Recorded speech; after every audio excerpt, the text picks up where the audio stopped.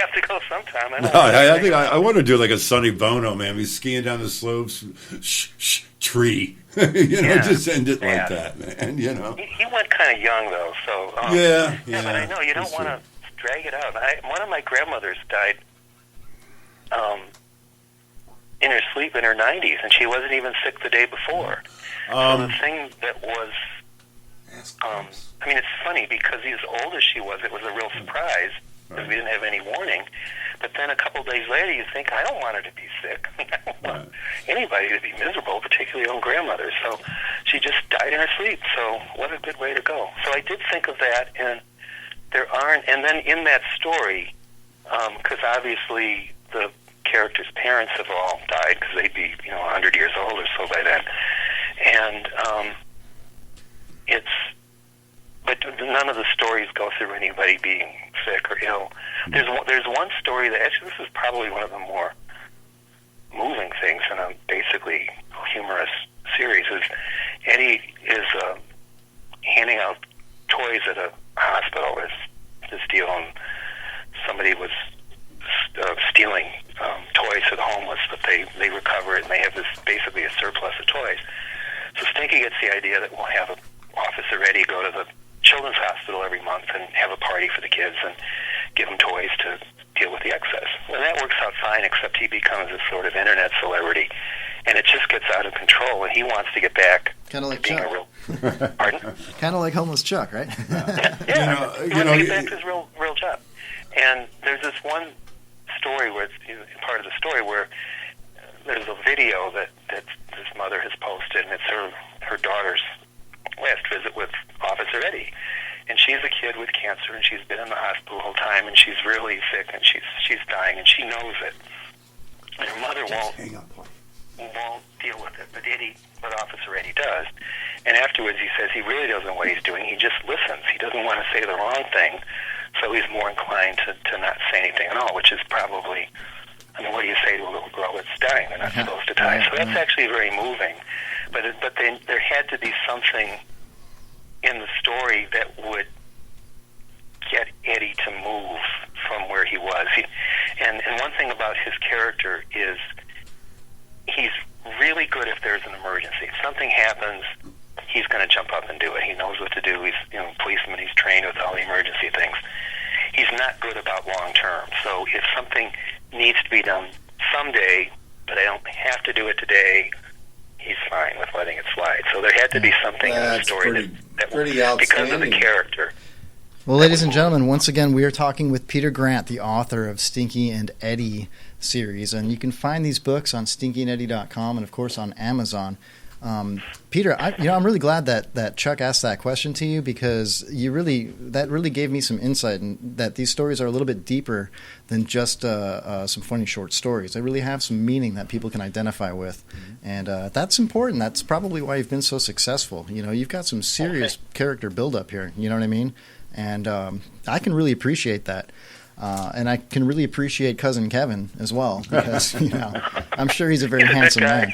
I would beg to differ that he's the most handsome man in the world, not Stinky, or not Eddie. But well, he's really good looking. Kevin's very good looking. Well, thank you. Yes, yes, he is. But Mr. Peter, I can identify with a lot of your characters. I was raised by my grandfather. I came with a lot of multicultural, and you were talking about the loss of life. I've seen a few things, but I had a delightful aunt, my Aunt Virginia. She lived way into the 90s, and she had actually, when she lost her life, she was actually getting ready to get up, and she had actually kind of put her hands on her lap and said, "Okay, where are we going?"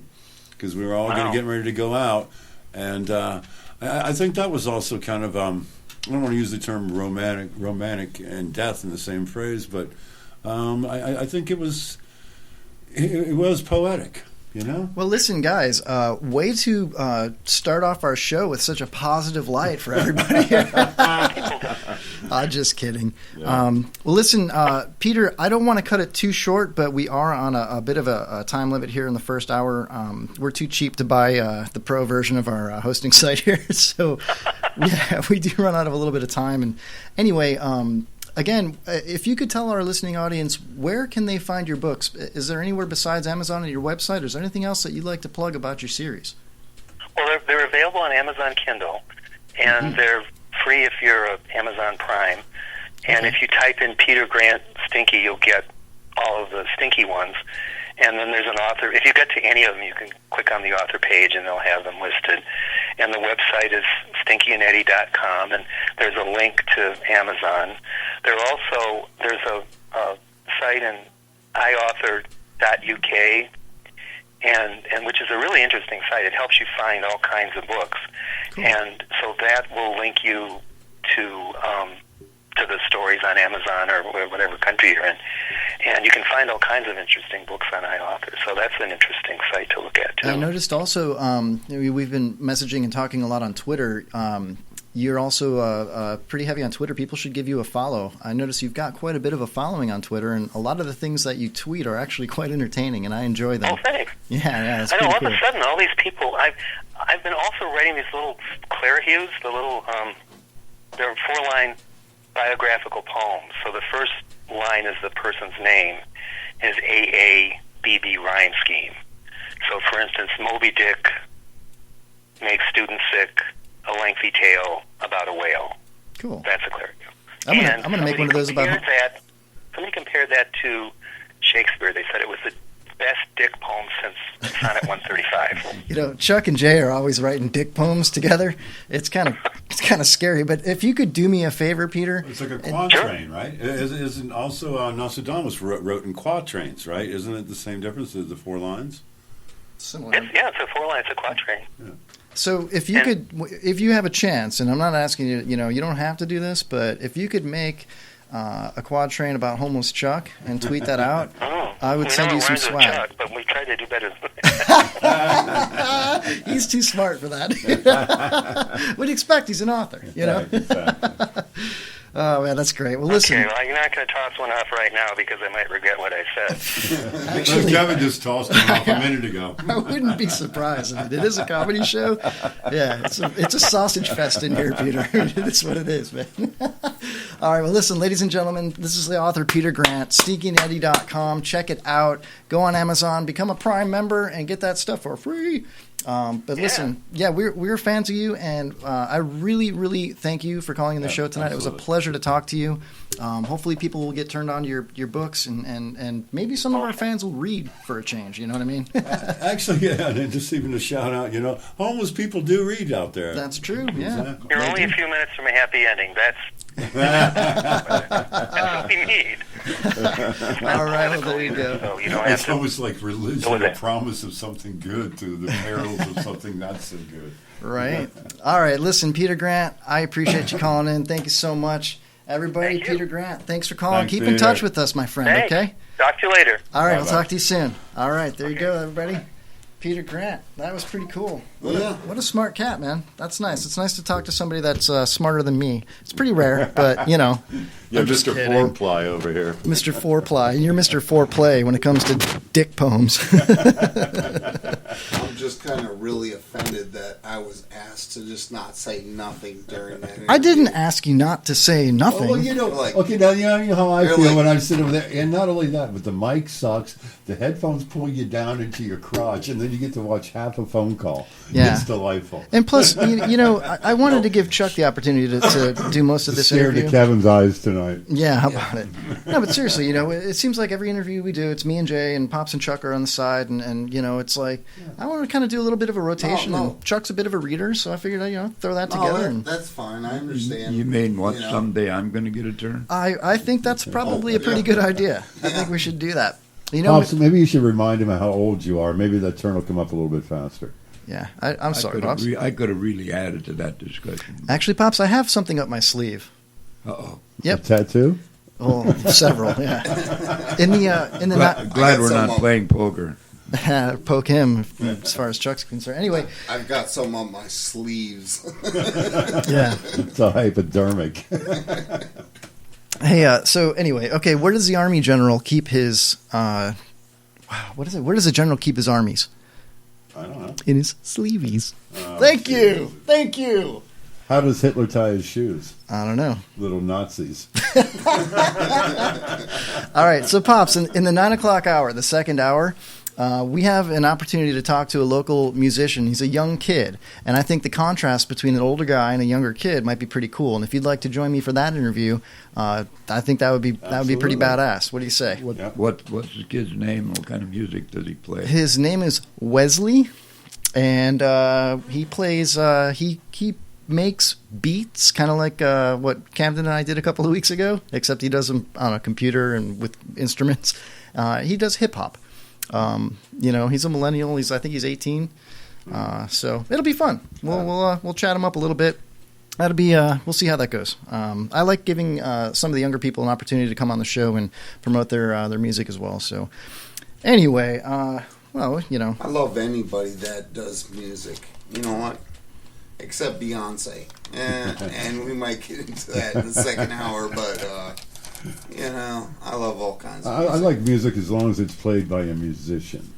Yeah, I do prefer instruments to mechanical music, but at the same time, although there's some great mechanical music in the 80s, man, I still love the 80s music. How about it? Yeah, if you're an 80s brat, then there's. I've got to hand it down to. But that's not like it is nowadays. There was still some musicianship. Those people knew how to play pianos. They knew how to play synthesizers. They knew. You young fellas don't know what you're in for when you talk about music and change.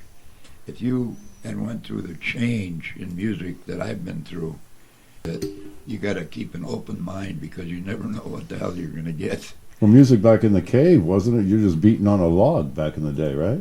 I don't go back that far. An animal skin, the drum circle.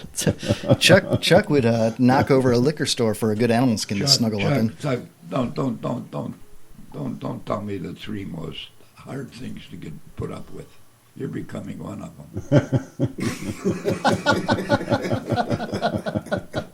I think Pops. What are you laughing at, Kevin? You don't even have an idea what the three toughest things to get along with. Yeah, I do actually. It's Chuck, Pops, and Jay. No. I would say your spouse, your family. It's warm beer, wet toilet paper, and a smart ass. Well, wait a minute. Is that toilet paper 2-ply, 4-ply? If it's 1-ply, it disappears. Well, the worst thing is a guy that counts the plies. I don't count the plies. I just can tell. It's like sandpaper on one side, and a hole on the other side. Yeah, there's a hole there somewhere. Two of them really. You guys want? That was nice of Peter to give us a buzz. You guys want to talk about toilet paper? I got a dynamite story about toilet paper and all that stuff. But you only give me 6 minutes, or if I get over 6 minutes, you get nervous. So I can't do it in 6 minutes. You get the vaudeville hook. It goes back to the old cow, horse, sheep under the tree eating the apple, and eating the grass, going another tree in a different. Oh yeah, that sounds familiar. But I think we ought to get rid of the sports segment here in the first segment. Are you sure about that? We'll do that in the second hour. But yeah, you're probably going to want to do the sports segment today, Pops. I just have a feeling about that. Not necessarily. No, I think we're going to want to do sports. I'm pretty sure, Pops, you'll be excited once you see what we got lined up. Yeah. Yeah. I think you're going to want to do sports. In fact, you might be the only one excited about sports today. Actually, let's skip But sports. I told you guys, all serious, look what happened. Redskins all the way. They did phenomenal, Chuck. The way they played in the bowl was amazing. It was good. It was a good game by them. Yeah. I don't care, even if Beyonce was there. Never mind. Anyway. So, all right. Well, this first hour is almost over. We got a few minutes here left. Again, thanks to Peter Grant for calling in. Check out StinkyNetty.com. Check out those books. Hopefully, most of our listening audience does know how to read. I'm sure they do. I know that it took me a while, but I'm getting there. I'm getting there. Kevin, did you ever tell our listeners how to call in to us? We should probably throw out the numbers and everything. Yeah, tonight the hotline number is 727-237-6010. You can tweet us throughout the show anytime you want. We are at Kevin Holly Show 4. And also you can message us on Facebook. If you're listening live on Mixlr, there's a chat feature. You can check us out there. It is what it is. What is it, 727 237-6010. That's correct. We actually have an open line right now.